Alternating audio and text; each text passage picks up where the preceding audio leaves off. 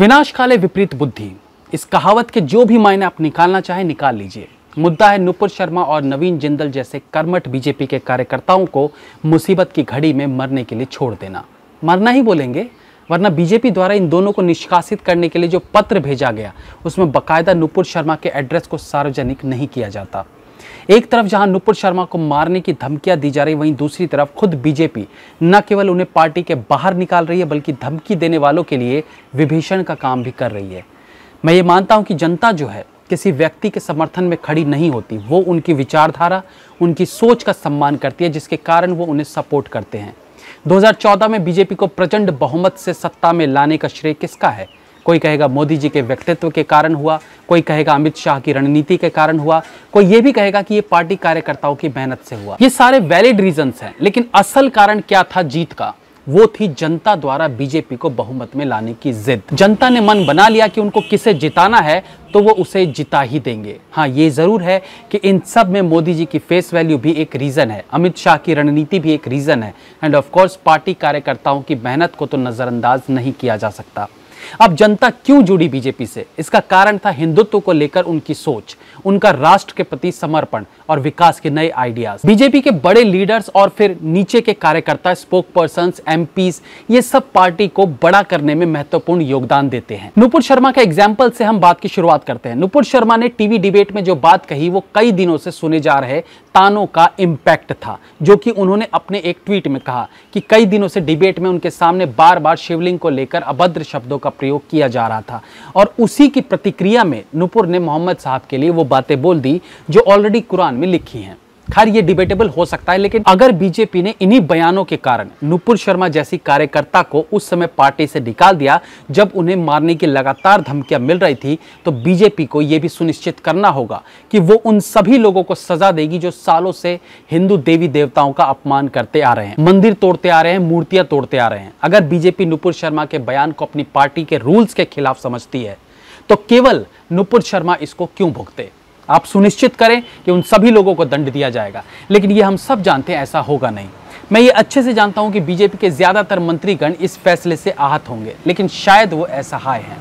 ये पूरा प्रकरण जो है वो अब नुपुर शर्मा के करियर का नहीं है। ये पूरा मामला अब बीजेपी के हर उस कार्यकर्ता से जुड़ा है जो इलेक्शन के समय में अपने पैसों से बीजेपी लीडर्स के पोस्टर दीवार पर चिपकाता है। ये मामला हर उस छोटे से कार्यकर्ता का है जो अपने राम भगवान के लिए अकेला कई लोगों से लड़ जाता है, ये सोचकर कि वो अकेला नहीं है। बीजेपी के रूप में कार्यकर्ताओं के पास एक ताकत थी जिसके चलते वो अपने धर्म, अपने भगवान, अपने मंदिर को बचाने के लिए तत्पर रहता था। ऐसे में नुपुर शर्मा जैसी बड़ी कार्यकर्ता को जिस कारण पार्टी से निकाला गया, वो कहीं ना कहीं हर छोटे कार्यकर्ता के मनोबल को गिराएगा। वो अब कुछ भी करने से पहले 10 बार सोचेगा कि मैं ये करूं तो क्या भरोसा है बीजेपी का, जब इतनी बड़ी कार्यकर्ता स्पोक्स पर्सन को ये कुछ चिंदी चोरों के डर से बाहर निकाल सकते हैं, तो हम तो कहीं भी स्टैंड नहीं करते। हम तो उनके लिए चाय में पड़ी मक्खी से ज्यादा कुछ नहीं है। किसी भी पल चाय में उंगली डालकर ये हमें बाहर फेंक देंगे। इसलिए ये जो कुछ हुआ है इसे बीजेपी केवल अपनी पार्टी के एक छोटे से डिसीजन को समझने की गलती ना करे, क्योंकि ये जो कुछ भी हुआ है ये उनकी जड़ों को हिला सकती है। इनकी जड़ें हैं पान की दुकान पर किसी दूसरी पार्टी का गुणगान करने वाले को मुंह तोड़ जवाब देने वाला वो ऑफिस जाता सपोर्टर। बीजेपी की बहुत बड़ी भूल है जिसका अंदेशा शायद अभी उन्हें नहीं है कि इसके परिणाम कितने बुरे हो सकते हैं। एनडीटीवी की वामपंथ रिपोर्टर निधि राजदान ने एक ट्वीट में कहा है कि अगर बीजेपी सब धर्मों का सम्मान करती है तो उन्हें अपने कार्यकर्ता के दिए बयानों को लेकर एक्शन लेना चाहिए, और बीजेपी ने एक्शन ले लिया। अब मैं यहाँ एक बड़ी आम सी चीज शेयर करना चाहूंगा। ये एक इंसानी फितरत है कि अगर उसे 100 लोग सपोर्ट करने वाले होंगे तो वो उन्हें कभी उतना भाव नहीं देगा जितना उस एक को जो उसके खिलाफ रहता है, क्योंकि वो नेगेटिव इंसान जल्दी अट्रैक्ट करता है और आपको लगेगा अरे ये मेरा सपोर्टर क्यों नहीं है। इससे बात करके इसे अपनी ओर लाना ज्यादा जरूरी है, भले उसके लिए मेरे 100 सपोर्टर्स नाराज हो जाएं, क्योंकि वो उन 100 सपोर्टर्स को टेकन फॉर ग्रांटेड लेता है। उसे लगता है अरे ये थोड़े मेरा विरोध करेंगे, पहले इस नेगेटिव वाले को अपनी ओर करना जरूरी है। अब सोचिए ये कितना बड़ा विश्वासघात होता है। उस नेगेटिव इंसान को अपनी ओर करने के लिए उसे विशेष सम्मान दिया जाता है और उसे अपनी ओर करने का पूरा प्रयत्न करने की कोशिश की जाती है। इस पूरे मामले में भी यही हुआ। बीजेपी अपने पार्टी सपोर्टर्स को टेकन फॉर ग्रांटेड लेने लगी है और उस नेगेटिव इंसान के ट्वीट को सीरियस लेती है जिसने हमेशा बीजेपी को गाली ही दी है। वो उसे खुश करने में लग जाते हैं, अपनी ही पार्टी के कर्मठ कार्यकर्ता को निकाल बाहर करते हैं ताकि निधि जी को बुरा न लगे। सच में ये लानत है।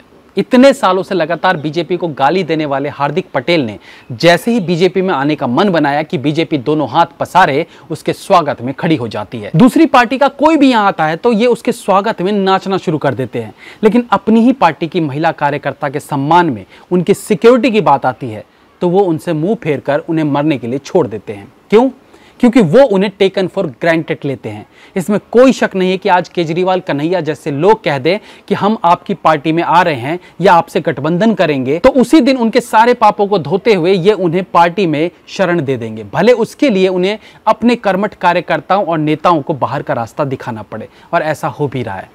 पानी पी पी कर बीजेपी को कोसने वाले हार्दिक पटेल बीजेपी में शामिल हुए और पार्टी के लिए इतना कुछ करने वाली नुपुर शर्मा को बाहर का रास्ता दिखाया गया। यदि पार्टी अपनी साख बचाना चाहती है तो बेहतर हो कि पार्टी के वो नेता जो नुपुर शर्मा पर लिए गए एक्शन के खिलाफ हैं वो बाकी पार्टी मेंबर से बात करें, इस डिसीजन पर पुनर्विचार करें। अन्यथा यदि सड़क पर काम करने वाला कार्यकर्ता बिदक गया तो पार्टी को बचाना मुश्किल हो जाएगा, क्योंकि सत्य तो यही है कि किसी पार्टी को सत्ता में लाना और बाहर निकालना केवल जनता के हाथ में है। इसलिए जिस जनता ने जिन कारणों से बीजेपी को जिताया है, बीजेपी उस जनता का सम्मान करे और अपने फैसले पर पुनर्विचार करे, क्योंकि ये कोई पहली बार नहीं हुआ है जब बीजेपी पर भरोसा दिखाकर आम कार्यकर्ता न केवल अपना घर बार लौटा चुका है बल्कि अपनी जान तक गंवा चुका है और उसके बावजूद बीजेपी ने उनके लिए कुछ नहीं किया। और वेस्ट बंगाल जिसका एक बहुत बड़ा उदाहरण है। जब हिंदू देवी देवताओं पर भद्र टिप्पणी करने वाले एक्स समाजवादी पार्टी के नेता नरेश अग्रवाल को बीजेपी अपना सकती है तो नुपुर शर्मा को इस संकट की घड़ी में कैसे छोड़ सकती है। नुपुर शर्मा का यह केस अगेन पार्टी का उनके कार्यकर्ताओं के प्रति रवैये को दर्शाता है। सोचिए, विचारिए और अपनी प्रतिक्रिया हमें कमेंट में जरूर दें कि आपको क्या लगता है कि नुपुर शर्मा को निकालकर बीजेपी अपनी खिलाफत करने वालों को रिझाने का काम कर रही है और क्या ऐसा करने से उनके अपने वोटर्स नाराज नहीं होंगे, या आपको लगता है कि बीजेपी ने जो किया वो ठीक किया। जय हिंद, वंदे मातरम।